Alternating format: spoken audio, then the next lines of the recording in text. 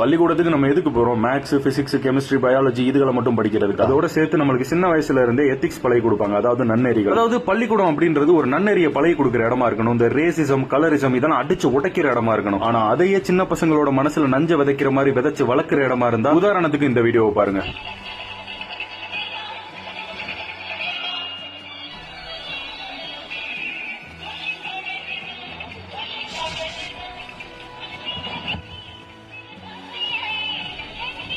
அதாவது இத கலரிசமோட உச்சகட்டம்னு கூட சொல்லுவாங்க. இதுல பேரை பாருங்க, மாடல் ஹை ஸ்கூல். அதாவது வாஷிங் மிஷின்ல அந்த பவுடரை யூஸ் பண்ணி துணியை துவைக்கிறாங்க. அழுக்கா இருக்க துணி அப்படின்னு காட்டுறதுக்கு ஒரு கருப்பா இருக்க பையனை வாஷிங் மிஷினுக்குள்ள போட்டு பவுடரை போடுறாங்க. அடுத்து துவைச்சு முடிச்சோடனே துணி அழுக்கெல்லாம் போய் ஃப்ரெஷ்ஷா வரும்ல, அதுக்கு ஒயிட்டா இருக்கிற ஒரு பையன். அதாவது இது என்ன மாதிரியான மனநிலையை அந்த ஸ்கூல் பசங்களுக்கு உருவாக்க? கருப்பா இருக்க பூரா அசிங்கம், அழுக்கு அப்படின்ற ஒரு மனநிலையை உருவாக்காது. ரோஸ் அகாடமி ஃபார் டோட்லர்ஸ் அப்படின்றத எங்கேயோ கேள்விப்பட்டிருக்கேன். அதாவது மகாராஷ்டிரால அவுரங்காபாத்ல இருக்குன்னு நினைக்கிறேன். அவங்களோட கல்வி அறிவு எல்லாம் எந்த அளவுக்கு இருக்குன்னு பாத்தீங்கன்னா, சின்ன பசங்களோட மனசுலயே கலரிசத்தை விதைக்கிறாங்க. இதுல மாடல் ஹை ஸ்கூல்னு வேற பேர் வச்சிருக்காங்க. மாடலை தூக்கிட்டு ரேசிஸ்ட் ஹை ஸ்கூல்னு வைங்க. இவங்க எல்லாம் பாடம் எடுத்து அந்த பிள்ளைய படிச்சு வளர்ந்து வந்துச்சுன்னா என்ன மாதிரியான மனநிலையில வளர்ந்து வந்து நிக்கும்னு நான் சொல்லி தெரியணும்னு அவசியம் இல்ல. நம்மள வச்சு என்ன சொல்ல வராங்கன்னு தெரியாம கூட அந்த பையன் இருக்கான், பாவத்தை.